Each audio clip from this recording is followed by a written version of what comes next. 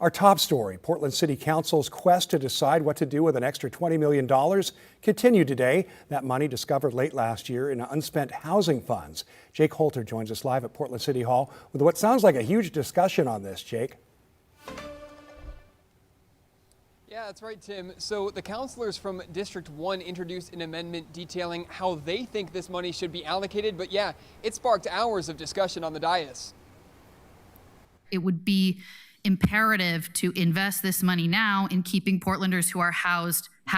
As discussion continues on what to do with the nearly $21 million in housing funds discovered in November, Wednesday's City Council meeting opened with a new proposal. This amended proposal before you today is a good faith effort to respond to what we heard.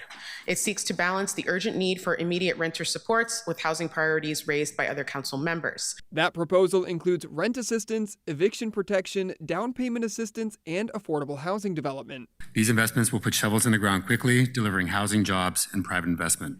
But other councilors rebuffed the idea of funding construction projects. Why are we pulling dollars intended to help low and moderate income renters and redirecting them to a development that is already heavily subsidized? Mayor Keith Wilson penned a letter to councilors asking in part to, quote, please consider returning eligible unspent funds to the city's general fund to preserve public programs and at-risk city staff positions.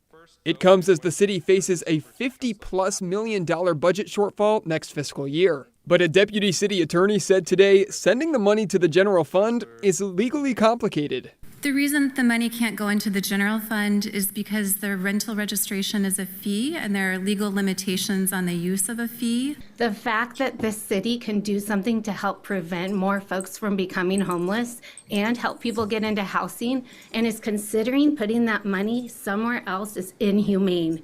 Councilor Alana Portal-Guinea believes this one-time money should be spent quickly to address the issues.